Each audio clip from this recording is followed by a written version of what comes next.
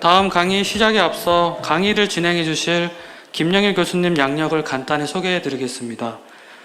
LG전자 생산기술센터 주임연구원 역임하셨고 시테크 시스템 기술연구소장, 두산 에너빌러티 터빈 설계팀 부장 역임하셨습니다. 현재 경상국립대학교 빅데이터 혁신융합대학사업단 학술연구교수로 재임 중이십니다. 오늘 강의 주제는 빅데이터 수집과 활용이 제조업의 경쟁력에 미치는 영향입니다. 뜨거운 박수로 맞이해 주시기 바랍니다.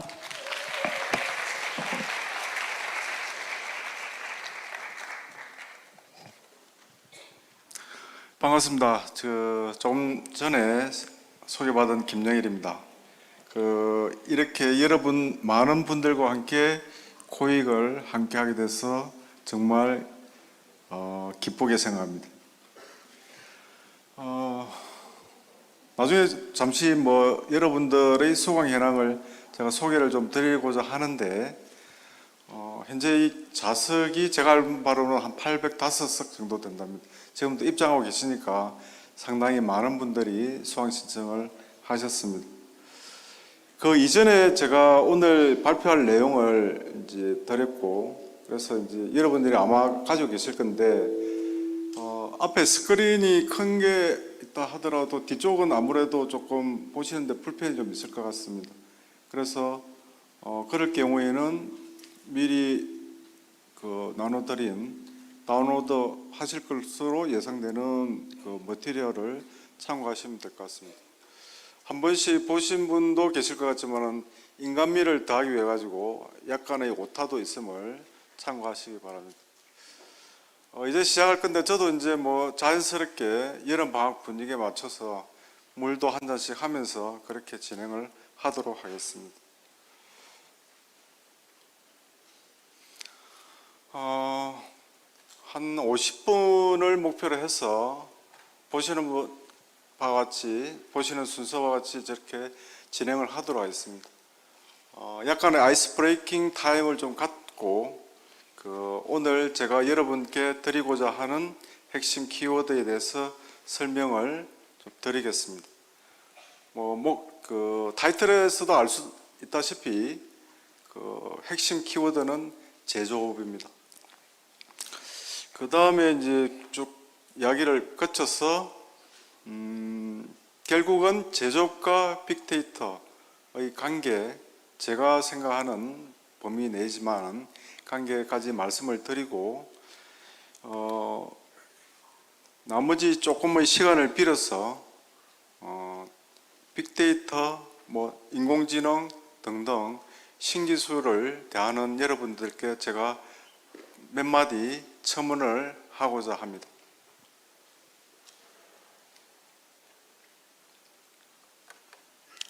본래 이제 아이스 브레이킹이라는 뜻은 이런 이제 강연에서 주로 하는 것은 아니죠. 여러분들이 이렇게 만나서 그룹 활동을 하는데 전국 단위에서 서로 만나기 때문에 서먹서먹함을 없애기 위한 시간을 통상적으로 아이스 브레이킹이라 합니다. 그런데 이제 저도 바로 이렇게 훅 강의를 들어가기가 좀 뭐해서 여러분과 공감대를 형성하기 위해서 뭔가 주제를 며칠 동안 찾았는데 아쉽게도 찾지를 못했습니다. 그런데 이제 제가 이 강의를 준비하면서 조금 놀랐던 것은 뭐냐면 작년 기준으로 보면 한 강의에 한 100명, 200명이 좀 많았습니다. 그런데 이번에 많이 늘어서 이 강의 같은 경우에는 수강생 기준으로 해서 900명이 넘는 것으로 알고 있습니다. 그래서 이제 왜 이렇게 많을까? 누가 이렇게 많이 수강을 신청을 했지라고 이제 봤습니다. 보니까 여기는 지금 올해 코익 같은 경우에는 8개 컨소시엄에서 참여를 하고 있고, 지금 본 강의에서는 가나다 순으로 강원대학교에서 홍익대학교까지 45개 대학의 학생, 학과는 비슷하게 많아가지고 근데 수백 개 학과의 학생들이 참여를 하고 있습니다. 특징적인 거는 바이오 헬스 부분의 학생들이 260명, 그 다음에 미래자동차, 빅데이터 순으로 지금 수강 신청을 해서 여기에 앉아 계십니다. 그래서 왜 이렇게 많지라고 생각을 했음에도 불구하고 저한테 특별히 오는 뭐 인사이트는 없습니다. 근데 다만 이제 생각되는 것은 그래도 여러 산업 중에서 제조업이라는 것이 전통의 강호이기 때문에 거기에 대한 어떠한 여러분들의 관심이 그래도 기본적으로 깔려 있구나, 이 정도로 이제 생각을 했습니다. 오늘 여러분께 제가 이제 말씀드리고 싶은 것은 키워드는 이 세 가지가 되겠습니다. 그 제조업이라는 것은 앞서 말씀드렸다시피 여러분이 지금 인문사회, 예체능, 공대, 뭐 이공계까지 다 해가지고 상당히 다채로운 전공을 공부를 하고 있음에도 불구하고 제조업이라는 것 자체는 우리 일상생활에 뗄래야 뗄 수 없는 그런 존재죠. 여러분들이 입고 있는 옷, 시계 모든 것들이 제조업의 어떤 산물입니다. 그죠? 그런데 이제 그 제조업에서 특징적으로 이렇게 보면 우리가 경쟁력이라는 이야기를 합니다. 제조업의 경쟁력. 우리 회사는 경쟁력이 있다, 없다, 높다, 낮다, 이렇게 경쟁력을 하는데 실제로 이번 시간을 통해서 그 제조업의 경쟁력이란 무엇인가, 무엇을 뜻하는가를 한번 이야기해 보도록 하겠습니다. 그래서 궁극적으로는 우리가 지금 관심 있어 하는 빅데이터나 인공지능이 제조업의 경쟁력에 과연 도움이 되고 있는지, 되고 있다면 얼마나 되고 있는지에 대해서 제가 나름대로 파악한 부분에 대해서 말씀을 드리고자 합니다. 제조업이란 앞서 말씀드렸다시피 원자재와 부품을 가공해서 제품을 생산, 판매해서 이윤을 취득하는 경제활동을 그냥 제조업이라 합니다. 상당히 많은 제조업이 있죠. 수만 가지의 제조업이 있는데 그 중에서 한 가지의 예를 제가 준비를 해봤습니다. 전기를 생산하는 터빈 발전기를 이제 준비를 했는데 여러분들이 생각하시는 전기, 지금 핫한 전기인데 혹시 전기라고 하면 뭐 생각나는 인물이나 용어 뭐 이런 게 있습니까? 전기. 전기를 발명한 사람은 에디슨. 세계적인 전기 자동차 회사의 이름은 테슬라. 그 테슬라의 CEO는 앨런 머스크. 뭐 그렇게들 알고 계시고. 근데 이제 그 테슬라 이야기에 넣는데 테슬라는 본래 사람 이름이죠. 전기를 만든 에디슨과 함께 전기 전체를 일상생활에 보급하는데 가장 키맨 역할을 한 사람이 테슬라입니다. 자, 이제 본격적으로 이제 약간의 이제 전기 이야기를 해보자면 대부분의 이제 학생들이 초등학교 때 이런 설명을 들었을 겁니다. 전기라는 것은 주전자에 물을 끓이면 수증기가 발생하게 되고 그 수증기가 바람개비를 돌려서 돌리게 되면 거기에 같이 맞물려 있던 전자석이 회전하면서 전기가 생긴다. 우리가 이제 이야기하는 원자력이나 화력이라든지 이런 부분에 대해서는 저 원리가 동일하게 적용이 됩니다. 하지만 얘들을 구성하는 것은 실제는 좀 다르겠죠. 이름도 좀 다릅니다. 예를 들어서 이 바람개비를 공식 용어로는 터빈이라 그러죠. 자, 여기서 이제 간단하게 종류를 좀 말씀을 드리면 우리가 수력이다, 풍력이다, 원자력이다 라고 이야기하는 그 구분자는 이 바람개비, 즉 터빈을 어떤 힘으로 돌리느냐에 따라서 달라집니다. 그래서 바람의 힘으로 돌릴 수도 있고 흐르는 물의 힘으로도 돌릴 수 있고 앞서 이야기했다시피 수증기의 힘으로도 돌릴 수가 있습니다. 그래서 힘의 근원에 따라서 수력, 풍력 이렇게 이야기하는데 수증기 같은 경우에는 여기 보는 것 같이 화력과 원자력으로 또 별도로 나눠집니다. 주전자의 물을 어떤 열원으로 타느냐. 그래서 석탄을 떼어서 그 열로 주전자물을 끓이게 되면 화력이라고 그러고 원자력을 이용한 원자로의 열로서 물을 끓이게 되면 그것을 원자력이라 합니다. 이와는 좀 달리 이제 나중에 그 가스터빈 이야기도 조금 나오는데, 가스터빈은 압축된 가스를 연소시킬 때의 그 가스 힘으로 이 터빈을 돌리는 것을 이야기를 합니다. 그래서 기본적으로 정리하자면 어떤 힘으로 돌리느냐. 근데 이제 그 참고적으로 말씀을 드리면, 그 터빈이라는 얘는, 바람개비는 실전에서는 뒤에도 나오겠지만 셉니다. 그 바람개비의 크기 자체는, 큰 것은 제 키만 합니다. 근데 이제 예를 들어서 여러분들이 상상을 해보실 때, 수증기, 우리가 주전자에 물을 끓였을 때의 그 수증기로서 제 키만한 바람개비를 돌릴 수 있을까요? 그렇게 돌리려면 뭔가 좀 달라야 되겠죠. 그래서 우리가 보통 물을 끓였을 때의 온도는 통상 100도죠. 근데 화력 같은 경우에 지금 뭐 태안이나 보령에서 돌고 있는 1000메가와트급 발전소는 그 수증기의 온도가 600도입니다. 그 압력은 60바입니다. 60바라는 것 자체도 감이 안 오고 600도라는 것 자체도 실제로 감을 잡을 수 없습니다. 뭐 손으로 만질 수도 없고 셀을 뚫을 수 있는 그런 가공한 에너지이기 때문입니다. 60바 정도 되면은 여러분들 자전거를 타시는 분의 같은 경우에 산악 자전거 최대 넣을 수 있는 공기압의 한 20배 정도의 압력이라고 보시면 됩니다. 그래도 감을 잡기는 쉽지가 않습니다. 아무튼 셀을 돌리기 위해서는 엄청난 힘을 가진 수증기가 에너지가 필요하다. 뭐 이렇게 정리를 좀 하시면 될 것 같습니다.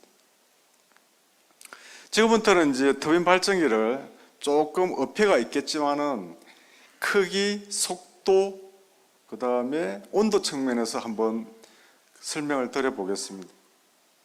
우리가 알고 있는 전기를 만드는 부분 중에서 풍력 발전기는 보잉 747보다 길이가 큽니다. 지금 그림에서 나와 있는 것 같이 이건 약간은 이제 그 이전 몇 년 전의 모델이긴 하지만은 이 직경 자체가 163m입니다. 엄청나게 크죠. 한 번쯤은 다 보셨을 것입니다. 터빈 발전기에 관련된 그 속도적인 측면에서 보면 실제로 F-35 전투기가 지금은 좀 더 빨라졌을 줄은 모르겠지만은 몇 년 전만 해도 1.6이었습니다. 막. 근데 터빈 발전기에서 돌고 있는 저 바람개비, 이 바람개비 각각의 속도, 이 끝 속도가 실제로 도는 때 계산해 보면 마하 2가 넘습니다. 그러니까 각각 비교, 1대1로 비교하는 것 자체는 조금 뭐 무리가 있어 보이지만은 터빈 발전기에서의 그 속도적인 개념 자체는 비행기에 못지않다 이렇게 이제 볼 수가 있는 겁니다. 용암의 온도가 1200도라고 그럽니다. 그런데 가스를 연소시켜서 저 블레이드를 돌리는 터빈을 돌리는 가스 터빈의 연소된 가스 압력은 1500도입니다. 상당히 높다고 할 수 있습니다. 그래서 이제 그 대략적인 이제 터빈 발전기의 소개는 제가 여기서 마무리를 하는데, 그러면 터빈 발전기가 뭐 이렇다라고 제가 말씀을 드린다기보다는 굳이 세 가지 측면에서 전투기와 비교를 하고 비행기와 비교했고 용암과 비교했다는 것 자체는 이 제조업의 각각의 특징, 터빈 발전기만 하더라도 고온을 견뎌야 되고 그 다음에 고온의 압력을 견뎌야 될 정도의 아주 튼튼한 뭔가를 만들어야 된다는 거죠. 그래서 각각의 특징은 좀 다르겠지만 전투기든 배든 휴대폰이든 그 무엇 하나 제조업에서 만만하게 만들 수 있는 것은 거의 없습니다. 그래서 이제 그런 점을 좀 일단은 유념해서 다음을 들어주시면 되겠습니다. 자, 그래서 이제 경쟁력에 대해서 잠시 이야기를 해보도록 하겠습니다. 앞까지는 뭘 이야기를 했냐면 많은 종류들이 있지만 만만하지가 않다. 그게 제조업이다. 그런데 이제 예를 들어서 제가 휴대폰을 만들 수 있다고 보겠습니다. 제 혼자 휴대폰을 만들 수 있다면 그냥 내가 만들고 싶을 때 만들고 팔 때도 기분이 좋을 때는 그냥 싸게 팔았다가 기분이 나쁘면 좀 비싸게 팔 수도 있습니다. 그런데 이제 여러분의 입장에서 생각했을 때 그렇게 됩니까? 왜? 그러니까 내 마음대로 오늘은 힘들어 쉬고 싶어, 내일은 일을 할 만하네, 오늘은 해야지, 뭐 이렇게 내가 하고 싶을 때 하고 하고 싶지 않을 때 하지 않을 했으면 좋겠는데 실제로는 그렇게 되지 않는다. 왜 그렇습니까? 누군가가 내가 만드는 제품을 똑같이 만들 수가 있기 때문입니다. 내가 팔기 싫어서 만들지 않고 팔지 않을 때 누군가가 팔면 나는 팔 수가 없습니다. 그죠? 그게 경쟁입니다. 여러분들 중에서 휴대폰을 안 가지고 계시는 분도 있을 수도 있겠죠. 자, 근데 대표적으로 뭐 휴대폰 중에 갤럭시 폰과 아이폰을 두겠습니다. MZ 세대는 주로 뭐 아이폰을 뭐 가지고 있을 수 있다고 볼 수 있겠습니다. 근데 따져보면 여러분들은 어떻게든 하나의 제품을 가지고 계십니다. 그죠? 여러분이 가지고 왜 선택했느냐는 여러분의 판단이었죠. 어떤 뭔가의 판단이 있었겠습니다. 한 가지든 두 가지든 세 가지든. 정 안 되면 친구가 가지고 있는 게 좋아 보여서 그냥 샀다. 뭐 이렇게 될 수 있습니다. 근데 뒤집어서 보면 그 여러분이 산 아이폰이나 삼성 갤럭시 폰의 입장에서 보면 여러분들한테 뭔가 이렇게 어필을 한 뭔가가 있습니다. 뽀대 있게 보인다든지 가격이 쌌다든지 뭔가가 있었겠죠. 그것을 우리는 그 제품의 경쟁력이다라고 이야기를 할 수 있을 것입니다. 본격적인 경쟁력을 이야기하기 전에 우리가 매 세대마다 신기술을 다 접해왔습니다. 여러분은 지금 뭐 인공지능, 빅데이터라는 신기술을 접하고 있지만은 저는 컴퓨터라는 신기술을 접한 세대가 되겠습니다. 그렇기 때문에 역사라는 관점은 이제 이런 일이 벌어졌다라, 재미있었네라는 그런 것도 있어서 잠시 소개를 해드리겠습니다. 최초의 원시 인류는 생산할 게 없었죠. 그래서 수렵과 채집만 했습니다. 없으면 장소를 옮길 수밖에 없었습니다. 고단한 삶이 시작된 거죠. 그러다가 1만 년 전에 이제 농업혁명이라는 이름이 붙여졌는데 작물을 한 곳에서 재배할 수 있었고 가축을 기를 수가 있었게 됐습니다. 더 이상 먹을 것을 찾아서 움직이지 않을 수 있게 되었습니다. 그래서 삶이 더 풍족해졌습니다. 그 시대 기준으로. 쟁기나 수레 이런 애들도 이제 사용하게 되었습니다. 이것마저도 지금 시대는 그 구닥다리를 하더라도 획기적인 신기술이면 틀림이 없습니다. 18세기에 전기기관, 전기 엔진이 발명이 됐습니다. 얘가 배에 부착이 되면 전기선, 배터리나 다른 방직기계 하면 기계가 됐습니다. 이전까지는 가축이나 뭐 재배를 하거나 자연의 힘을 얻는다고 하더라도 가축이 내 마음대로 다 됩니까? 바람이 불었으면 좋겠다는데 바람이 불고 비가 왔으면 좋겠다는데 비가 오지를 않습니다. 사람은 자연을 제어할 수 있는 능력이 없기 때문입니다. 그런데 기계라는 것이 나오고 나니까 그 기계는 사람이 마음대로 컨트롤을 할 수 있게 되었죠. 그래서 뭔가를 다 만들게 되었습니다. 상당히 획기적인 발전이었습니다.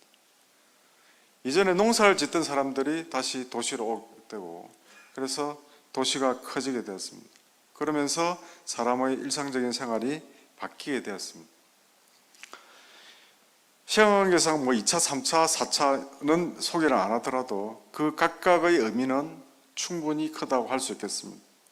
그래서 산업혁명 시대가 도래함에 따라서 가지고 기계가 출현했고 그동안에는 그냥 내 먹을 것, 내가 입을 것만 만들던 것이 기계로 인해서 더 많이 만들어지게 됐습니다.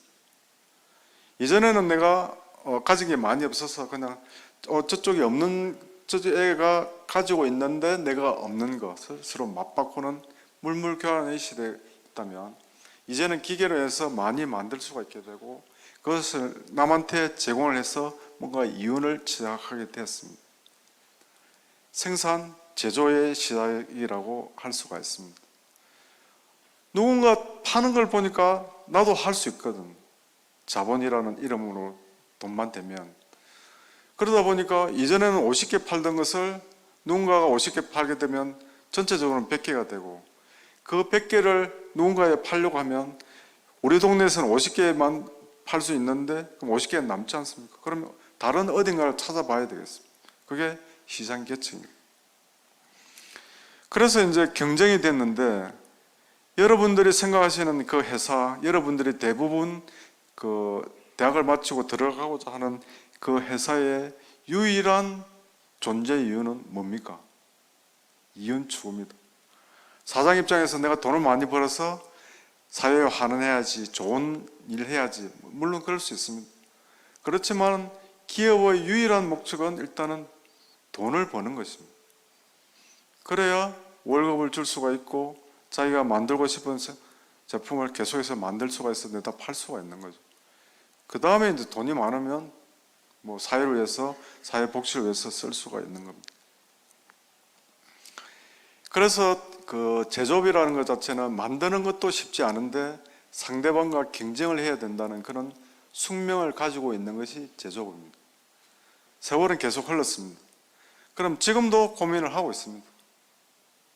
왜냐하면 경쟁이라는 게 뭐 어제까지만 남보다 잘하면 돼, 오늘부터는 그냥 내 하고 싶은 거로 하면 돼, 이런 게 아니지 않습니까? 누군가가 내한테 나보다 더 나은 제품을 만들기 위해서 끊임없이 노력을 하고 있는 거죠. 그래서 이제 지금까지도 우리가 보는 일반적인 제조업에 보면 설계, 즉 내가 어떠한 물건을 어떻게 만들 것인가에 대한 계획을 설계라고 하고, 그 설계한 것을 실제적으로 만드는 것을 생산이라고 합니다.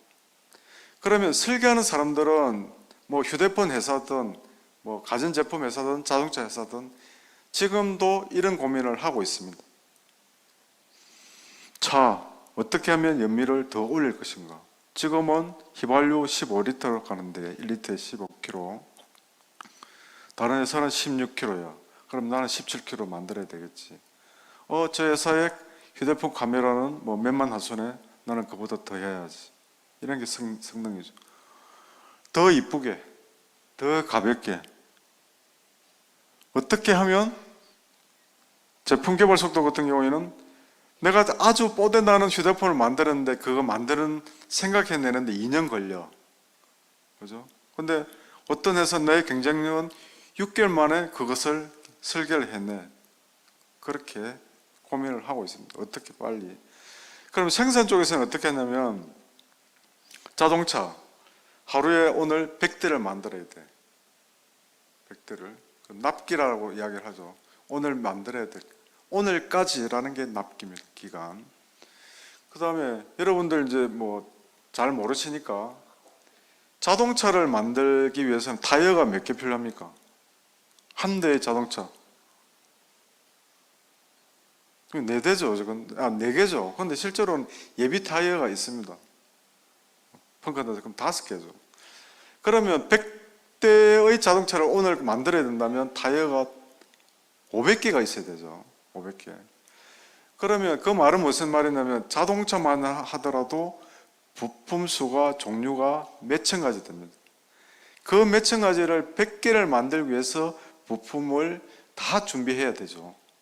그러면 예를 들어서 500개 타이어 있는데 보니까 450개밖에 없어.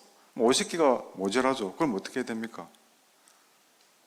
주문 50개를 더 사야 되는 거죠. 그래서 생산의 입장에서는 그런 것들을 이제 다 고려를 해야 되는데, 얼마나 더 정확하게 고려할 것이냐, 얼마나 더 정확한 날짜에 들어오게 할 것이냐. 그 다음에 이제 대부분 설계팀하고 생산팀하고 좀 싸우는 이유 중에 하나가, 이해가 이제 주로 많은데, 설계 쪽에서 보면 많이 만들면 뽀대나게 만들어야 됩니다. 뽀대하게 만든다는 것 자체는 형상이 간단하기보다는 복잡하게 됩니다. 복잡하다는 이야기는 만드는 사람 입장에서는 더 어려워진다는 이야기입니다. 똑같은 월급 받고 일을 하면서 예전대로만 만들면 될 것을 굳이 어렵게 만들어가지고 머리 쓰게 만들면 얼마나 짜증나겠습니까? 그럼에도 불구하고 그 어려운 행상을 만들 수 있도록 해야 되겠죠. 왜냐면 남들보다 더 잘 팔기 위해서는. 그 다음에 지금은 또 더 힘들어지는 게 뭐 이산화탄소 배출량이라든지 각종 환경 규제들이 많기 때문에 그러한 규제들 범위 내에서 만들어야 된다는 그러한 부담감도 역시 존재를 합니다.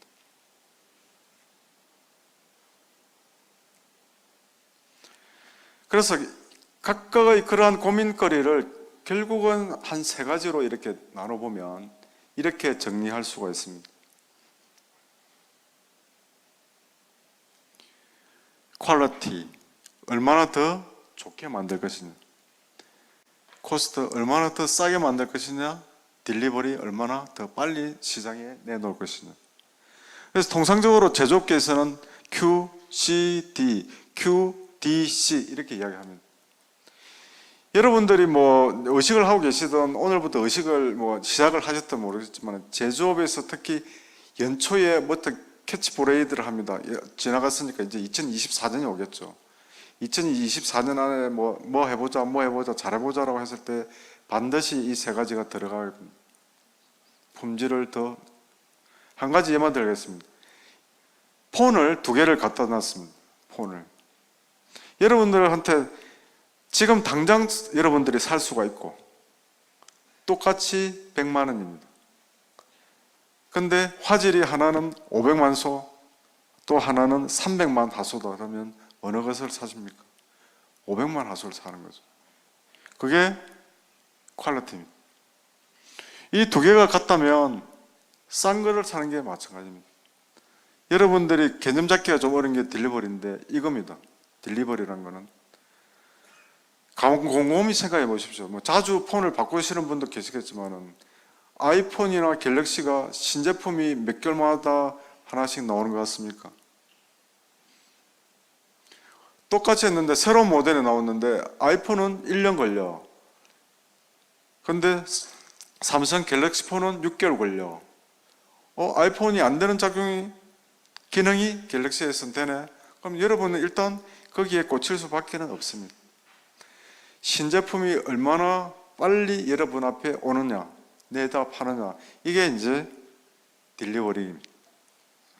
그래서 이제 나머지 시간에서 우리가 경쟁력이라 이야기하면 저 QCD 관점을 이야기할 거고, 뒤에서 이야기하는 그 빅데이터가 QCD의 경쟁력에 도움이 되느냐 되지 않느냐의 판단은 QCD 관점에서 얼마나 힘을 보탤 수 있느냐 없느냐라고 판단을 하면 되겠습니다. 그리고 결론적으로 보면 뭔가를 여러분들이 사장님이라고 보면 내 회사에 내가 경쟁력을 높이기 위해서 돈을 쓰는 거하고 그냥 요새 인공지능이 있대, 빅데이터가 있대, 그냥 심심하니까 한번 도입해봐, 컴퓨터 더 사고 뭐 GPU 더 꽂아봐, 이렇게 하지 않거든요. 앞서 말씀드렸다시피 이윤 추구가 최대의 목표이기 때문에 돈이 들어간다는 이야기는 그보다 더 많은 이윤을 낼 수 있는가 없는가를 판단해서 그러냐라고 판단이 되면 그때 투자를 하는 겁니다. 그래서 강조를 하지만 내가 봤을 때에 사람들이 인공지능이나 빅데이터라는 걸 떠들어 하더라도 내가 봤을 때 우리 회사의 QCD라는 경쟁력에서 보탬이 되느냐 안 되느냐를 판단을 해서 그게 된다면 투자를 하는 거고 되지 않는다 판단하면 그냥 스킵입니다. 그 제조업에 대해서 이야기를 좀 더 하는데, 그러면 이제 QCD 관점에서 그 빅데이터가 어떻게 제조업의 일조를 할 수 있는가에 대해서는 알아보기 위해서는 전반적인 제조 프로세스를 조금 살펴볼 필요가 있습니다. 그래서 이제 단계별로 설명을 용이하게 위해서 했는데 결론은 이 표를 가지고 설명을 하도록 하겠습니다. 제조업은 나름대로 전문 분야이기 때문에 예를 들어서 뭐 한문학과라든지 인문계통 학생한테 공대적인 뭐 이런 처음 들어보는 이야기들을 하기가 상당히 어렵습니다. 자동차를 어떻게 만드느냐 뭐 이렇게 이야기하기가 좀 어려워서 여러분들이 조금 다 감이 있다고 생각되는 붕어빵으로 제조업에 대해서 좀 설명을 해보고자 합니다. 지금부터는 여러분들이 붕어빵을 창업한 사람이라고 하겠습니다. 작년에 겨울에 보니까 지나칠 때마다 보니까 붕어빵 장사가 잘 되고 있었습니다. 그래서 나도 올해부터는 붕어빵 장사를 해야지라고 하겠습니다. 자, 그런데 이제 시작을 했는데 고민이 바로 생깁니다. 붕어빵 장사를 하기로 했는데 그 아이템을 뭐로 하지? 실제로 전통의 붕어빵으로 갈지, 잉어빵으로 갈지, 아니면 약간 파생된 국화빵을 팔아야 될지 바로 고민거리가 바로 생깁니다. 그러면 여러분 입장에서는 이제 저게 뭐냐면 제조업 기준으로 보면 제품 기획입니다. 현대자동차가 제네시스를 만드는 데서 제네시스의 어떤 그 종류를 어떻게 가져가야 될지, 아반떼나 다른 라인업을 어떻게 가져가야 될지. 그래, 그게 결정이 됐다면 좋아. 처음부터 붕어빵을 하기로 했으니까 붕어빵을 팔래 이랬지만 그 다음 문제는 뭡니까? 붕어빵 형상을 결정해야 되겠죠.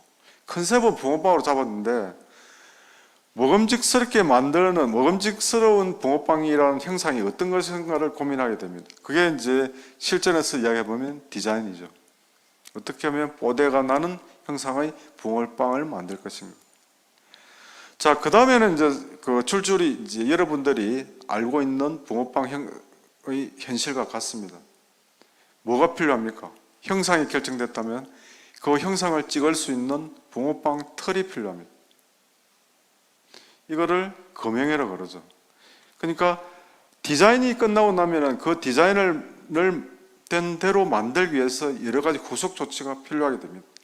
생산을 위해서 필요한 그런 붕어빵. 그리고 그 붕어빵을 만들기 위해서는 틀만 있으면 안 되죠. 밀가루도 있어야 되고 팥 앙금도 있어야 되고 여러 가지 각종 재료도 있어야 됩니다. 그걸 준비도 해야 되겠죠. 그 다음에 이제 그것들이 다 준비가 되고 나면 이제 만들 수가 있는데 내가 생각한 대로 붕어빵이 맛이 있는지 없는지를 팔기 전에 만들어서 테스트를 해봐야 되겠죠. 자동차도 마찬가지고 TV도 마찬가지고 휴대폰도 마찬가지입니다. 내가 의도한 대로 만들어졌는지 기능 테스트를 해봅니다. 그게 시제품 제작입니다. 이 단계를 거쳐서 내가 원하는 대로 됐다라고 치면 그때부터 대량으로 생산할 라인을 구축을 합니다. 그 다음에는 만들어지면 바로 팔입니까? 만들어지면 자동차를 만들면 바로 팔겠습니까? 검사를 해보죠. 또 내가 이러이러한 기능의 제품을 만들어서 100대면 100대, 200대, 200대를 만들었는데 그걸 소비자들한테 팔아도 되느냐 안 되느냐를 검사를 해보죠. 만약에 그냥 바쁘니까 그냥 내다 팝니다. 그럼 어떻게 했습니까? 만약에 불량이다 이러면 앞으로 그 회사 제품은 안 사 이렇게 되는 거죠. 그 다음에 이제 그 좀 종류에 따라 다르지만은 출하를 하게 됩니다. 출하라는 건 뭐 LG전자 세탁기를 샀다 이러면 어떤 특정한 가정에 설치를 해주죠. 그죠?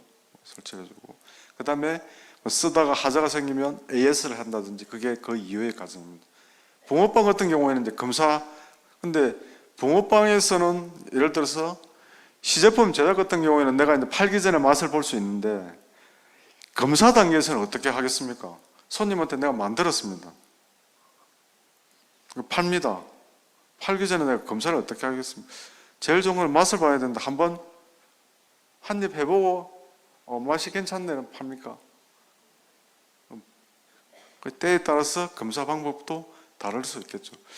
제가 이제 굳이 이제 시간을 들여서 여러분들께 이 붕어빵을 견주어서 이렇게 말씀을 드리는 거는 전반적인 절차가 뭐 비행기든 배든 터빈 발전기든 전체적인 제조업에서의 만드는 절차는 이와 대동소이합니다. 그래서 여러분들이 나중에 어떤 시각적으로 접근을 할 때에 저 기준에서 한번 따져보면 됩니다. 내가 만들지는 않지만은 이런 게 있어야 될 것 같아. 저런 게 필요할 것 같아. 그렇게 하면 대부분을 어떤 프로세스, 절차를 감을 잡을 수가 있을 것 같습니다. 자, 저러한 이제 절차를 가지고 제조업이 되는데 경쟁을 하다 보니까 자연스럽게 발전을 할 수밖에 없습니다. 여러분들도 실제는 경쟁을 하는 거죠. 따지고 보면 영어를 공부를 하고 코익에 참석을 하고 신기술에 대해서 듣고 하는 것 자체가 여러분의 경쟁력을 올리기 위한 하나의 수단입니다. 제조업도 그렇게 해왔습니다. 근데 이제 여기는 이제 약간의 이제 상식적인 의미에서 제가 말씀을 드리겠는데, 대량 생산이라는 것, 지금 지구상에서 대량 생산, 한꺼번에 많이 팔 수 있는 시스템은 유일하게 거의 한 가지 종류가 유일합니다. 뭐겠습니까? 여러분들이 붕어빵을 만약에 만든다고 칩시다. 그러면 그걸 손으로 붕어빵을 밀가루를 반죽을 해서 손으로 이렇게 빚어서 안에 앙금 넣고 이렇게 만들면 오븐으로 굽고 이러면 하루에 몇 개 정도 만들겠습니까? 한 10개 만들 수 있을까는 모르겠습니다. 근데 10개 만들어가지고 아무리 맛있다 한들 그거 팔아가지고 수지가 맞겠습니까? 그럼 적정 이상으로 팔아야 되겠죠. 그래서 지구상에 존재하는 가장 스마트한 생산 시스템은 붕어빵 틀입니다. 여러분이 가지고 있는 거의 플라스틱 쇠도 마찬가지지만 모든 틀 형태에는 전부 다 그 붕어빵 틀로 만든 것입니다. 그리고 일부분은 이제 그 붕어빵 틀 같은 걸 만들기 위해서 두 번째 깎는 겁니다. 어떤 큰 소재가 있다면 모에서 칼로 이렇게 삐지듯이 내가 원하는 행상을 갖추기 위해서 필요 없는 부분을 깎는 것, 이런 가공이라고 그러죠. 이 두 가지 부분이 있는데 지금 현재 제조업의 어떠한 경쟁력을 상승을 위해서 하나가 최근에 더 나왔습니다. 여러 가지 대표적인 게 3D 프린팅입니다. 3D 프린팅은 여러분들 중에서 잘 아시는 분도 계시겠지만은 이거는 내가 원하는 형상을 얻기 위해서 한 층씩 한 층씩 형상을 이루어 나가는 겁니다. 이걸 3D 프린팅인데, 그러면 이 3D 프린팅이 제조업에 어떤 역할을 하는가를 한번 보도록 하겠습니다. 3D 프린팅은 왼쪽 그림을 보시면 되는데, 얘가 3D 프린팅으로 한 거고, 얘가 예전에 3D 프린팅이 아닌 이전의 기술로서 만든 겁니다. 딱 보면 아시겠지만은 똑같은 기능이나 하더라도 볼륨감이 얘가 더 많습니다. 그리고 이해 기준으로 보면 기능적인 측면에서도 뭔가 모르겠지만은 얘가 더 기능적인 역할을 더 잘할 것 같습니다. 근데 3D 프린팅 기술이 없었을 때는 이렇게 밖에는 만들 수가 없었습니다. 일단 이렇게 만들면 얘보다 재료가 더 많이 들어가게 되겠죠. 그리고 3D 프린팅으로 하면서 얘가 그 발휘하는 기능보다 얘가 훨씬 더 잘 발휘할 수가 있습니다. 품질이 더 올라갈 수가 있다는 이야기가 되겠습니다. 그리고 얘는 이제 근데 예를 들어서 이렇게 보이는 것도 3D 프린팅으로 만든 부품입니다. 근데 3D 프린터 이전의 제조 기술로서는 쟤를 만들 수가 없었습니다. 그러니까 한 번 더 강조를 하자면 설계팀 입장에서는 이렇게 만들었으면 좋겠습니다. 최고의 기능을 발휘하기 위해서는 특정 부품의 형태가 이랬으면 좋겠는데 생산의 현실적인 기술적인 한계는 이렇게밖에는 만들 수 없게 됐다는 겁니다. 그렇게 썼는데 3D 프린팅의 역할로 이렇게 만들어서 더 좋은 품질의 제품을 소비자한테 내놓게 되었다는 거죠. 그래서 확대 해석해 보면 이 부품을 사용하는 A 회사가 있고 이 부품을 사용하는 B 회사가 있다면 소비자의 입장에서는 당연히 B 회사를 선택할 수밖에 없을 것이다. 물론 가격이나 이런 측면도 고려는 하겠지만은, 그러면 이제 빅데이터와 인공지능이 제조업에서 어떻게 활용되는지, QCD 관점에서 어떻게 적용할 수 있는지에 대해서 한번 알아보도록 하겠습니다. 그런데 여러분들이 이제 보기에는 제가 봤을 때는 여러분들의 교재 중에서 제일 복잡하게 그려진 그림이 되겠는데, 제조업이라는 것은 태생 자체가 데이터와 뗄래야 뗄 수 없는 아주 긴밀한 관계를 가지고 있습니다. 뭔가를 만들기 위해서는 거기에 관련 것들이 다 대부분 우리가 이야기하는 데이터입니다. 그래서 이 부분은 이제 뭐 참고적으로 설명하시고, 역시 붕어빵으로 설명을 해보도록 하겠습니다. 붕어빵을 만든다는 것 자체가 어떠한 데이터와 그냥 자연스럽게 묻어가 있는지, 오늘 내가 몇 개 만들어? 100개 만든다. 그냥 100개라는 숫자가 어떻게 나왔습니까? 내가 어제 꿈을 꾸니까 100개라고 그랬어.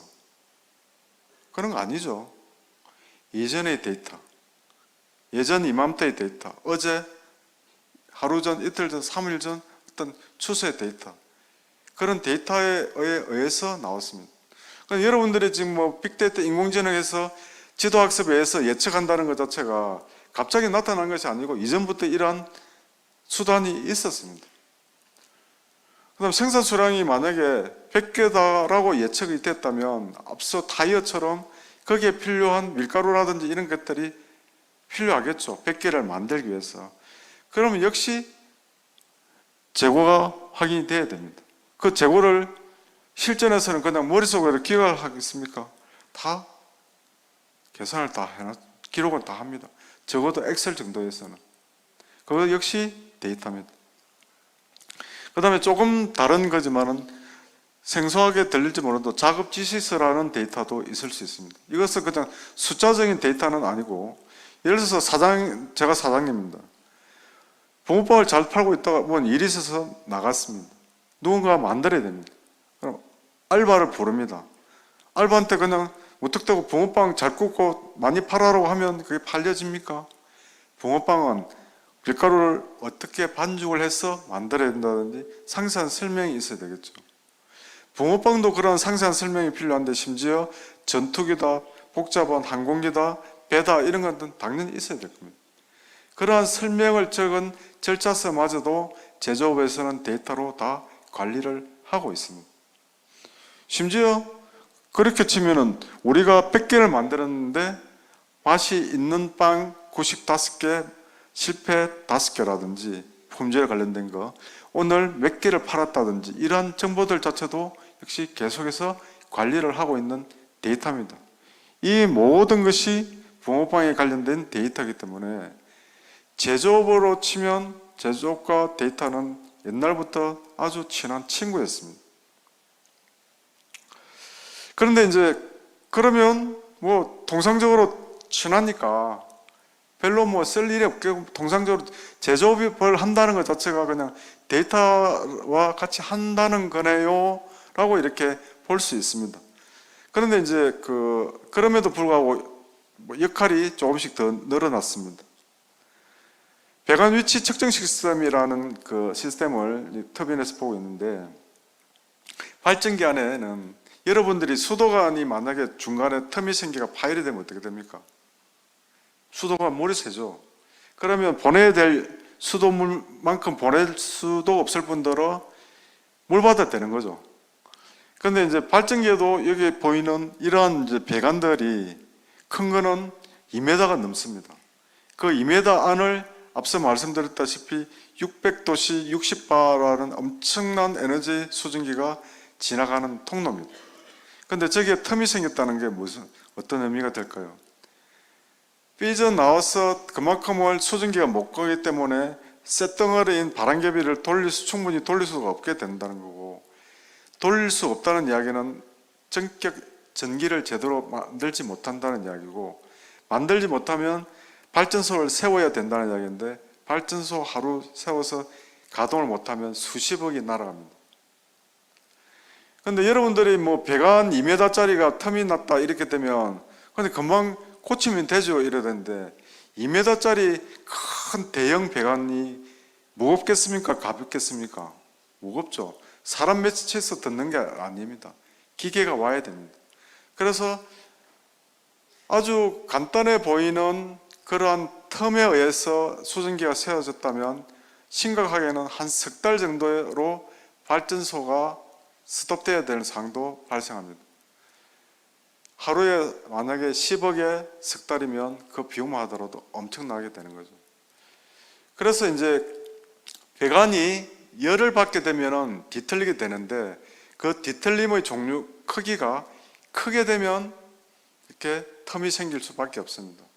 그래서 이제 보시는 바와 같이 이런 IoT, 사물 인터넷 관점에서 센싱을 해서 얘가 어떤 상황일 때에 뒤틀림이 커지는 것을 다 기록 히스토리적으로 파악을 하고 난 뒤에 그와 유사한 상태에 접근하게 된다면 다른 비상적인 조치를 취하게 됩니다.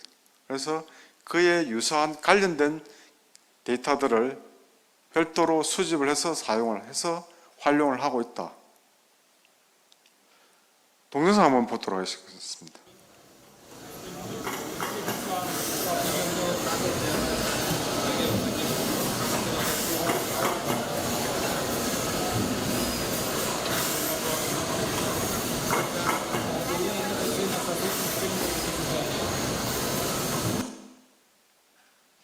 뭔지 모르겠죠.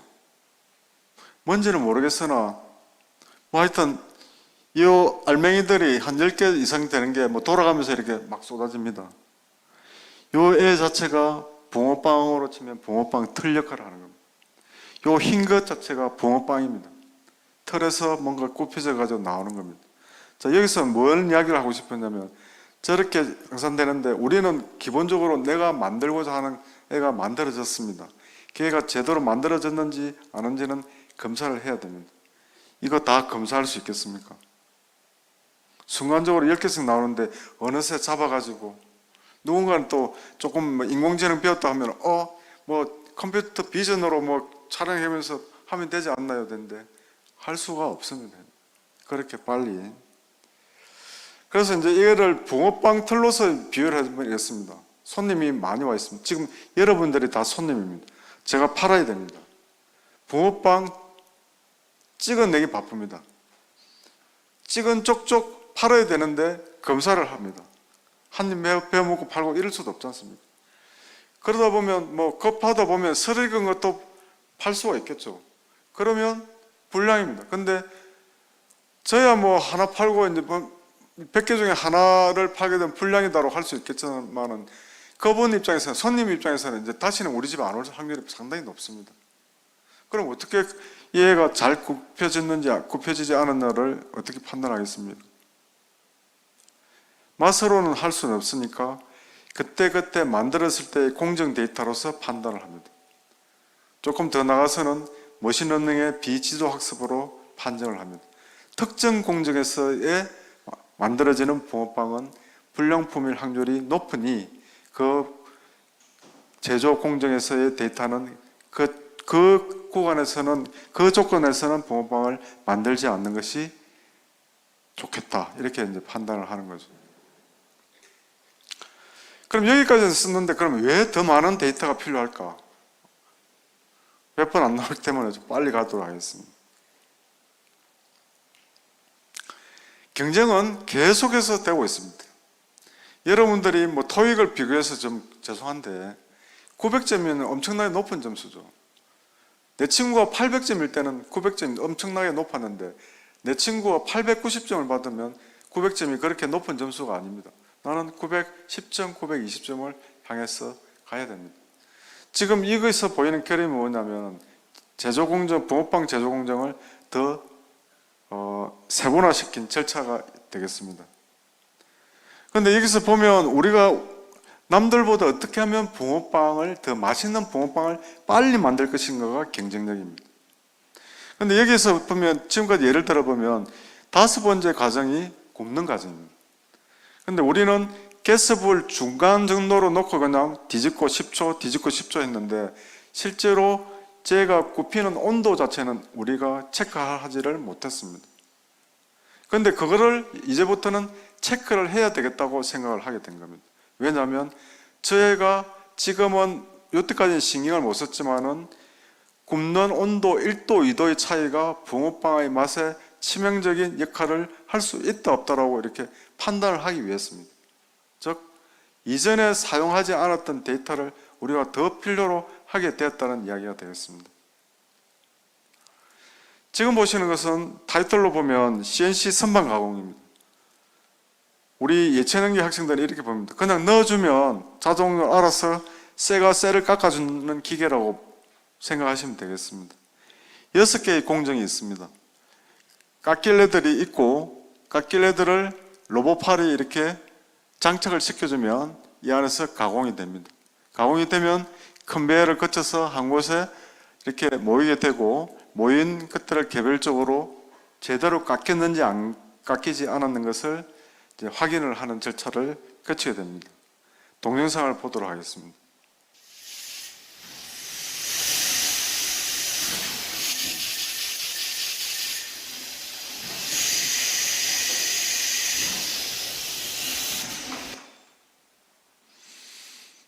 의식은 못하셨겠지만 처음에 깎인 것을 로봇팔이 빼내고 그 다음에 깎일 레드를 새로 넣었습니다.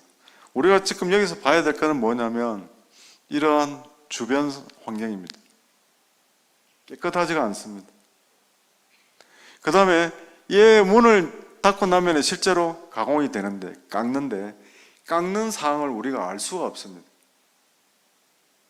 무슨 일이 벌어지는지 우리가 원하는 대로 제대로 깎이고 있는지 어떠한 작용으로 인해서 지금 잘못되고 있는지를 알 수가 없습니다. 그거는 깎고 난 뒤에 로봇팔이 끄집어내고 난 뒤에만 확인이 됩니다. 그러면 나중에 끄집어냈을 때에 왜 이해가 잘못됐는지 안 됐는지에 대한 원인을 정확하게 알 수가 없습니다. 마지막 동영상 보도록 하겠습니다.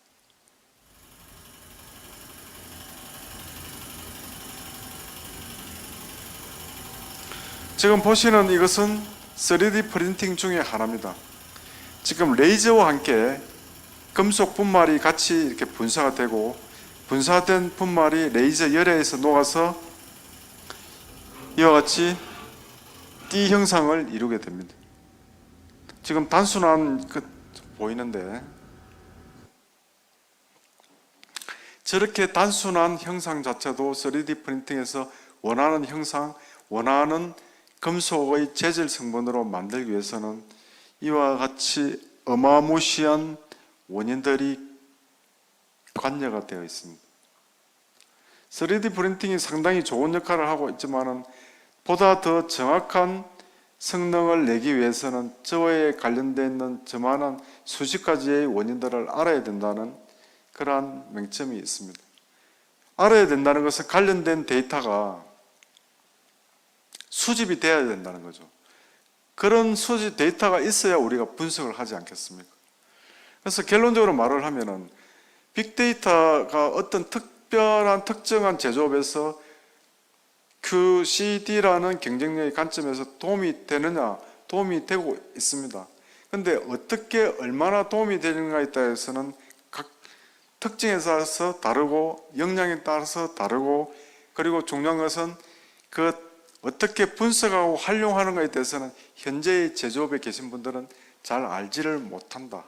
그렇기 때문에 그 각계 적재적소에 여러분과 같은 인재들이 배치가 된다면 훨씬 더 높은 경쟁력을 발휘할 수 있을 것이다. 이렇게 생각을 합니다. 한 2, 3분에 걸쳐서 마지막으로 이 마무리를 하도록 하겠습니다. 지금까지 했던 제조업이나 경쟁력이나 그 다음에 빅데이터의 역할을 이제 일단은 좀 무시하고 우리는 빅데이터나 인공지능이라든지 이런 부분에 대한 신기술을 지금 접하고 있습니다. 제가 몇십 년 전에 컴퓨터를 접했듯이 여러분이 접하고 있습니다. IT나 OT라는 말이 있습니다. 그래서 여러분께 제가 질문을 합니다. 컴퓨터 공학과와 디자인과 학생 중에서 포토샵을 누가 더 잘 사용하게 될까? 그러니까 여러분은 지금 심지어 계속해서 한문학과를 제가 지칭해서 그런데 죄송하고 뭔가가 덤벼옵니다. 인공지능이면 파이썬을 해야 된대. R로 뭔가 알고리즘을 구현해야 된대. 골치 아파. 나는 컴퓨터로 프로그램을 한 적이 없는데 어떻게 해야 돼? 이렇게 이제 접근을 할 수가 있습니다. 그렇게 해서 할 수도 있습니다만은 얘는 이러한 역할을 하는 것이니까 한문학과적인 측면에서 얘를 어떻게 활용할 수 있을까? 디자이너과 측면에서 포토샵을 내가 만드는 거에 치중하는 것이 아니라 이런 애가 이런 기능을 하네? 그러면 내가 디자인 작업을 하는데 이렇게 써먹으면 되겠네. 이게 오퍼레이션 테크놀로지입니다. 그래서 비단 IT에 관련되어 있는 전공에 관련되어 있다 하더라도 IT적인 정면, 기술적으로 파고드는 것도 중요하지만은 OT적인 측면도 상당히 중요합니다. 연속적으로 퀘스천 2와 연결이 되겠습니다. 자동차를 내가 잘 만들고 싶은 하는 사람이냐, 나는 자동차를 가지고 잘 이용을 하려는 사람인가에 대한 자기 현재 신기술에 대한 포지션을 선명하게 가져갈 필요가 있을 것 같습니다. 중간에서 혼돈스러워하면 자칫 시간만 허비할 수도 있을 것 같습니다. 그 다음에 마지막으로 여러분들에게 드리는 말씀은 데이터의 수준입니다. 여러분들이 빅데이터에 얼마나 관심이 있으신지는 모르겠으나 이런 말이 있습니다. 기억은 기록을 이기지 못한다. 그래서 여러분 스스로가 여러분이 가지고 있는 데이터들을 수집하고 이용할 수 있다면 여러분 주변에서의 제조업이나 여러분들이 관심을 가지고 계시는 분야에서도 훨씬 더 효율적으로 더 잘 빅데이터를 활용할 수 있지 않겠느냐고 생각을 하게 됩니다. 적자 생존이라는 말도 있습니다. 적는 자만이 살아남는다. 이상으로 여러분들께 오늘 제가 드리고 싶은 말씀은 다 드렸습니다. 핫한 여름을 어제부터 보내고 계시고 아마 오늘 저녁부터는 또 장맛비와 함께 하실지 모르겠으나 아무튼 코익과 함께 이러한 뜨거운 여름을 보내시는 여러분들께 응원의 박수를 보내면서 제 강연을 마치고자 합니다. 감사합니다.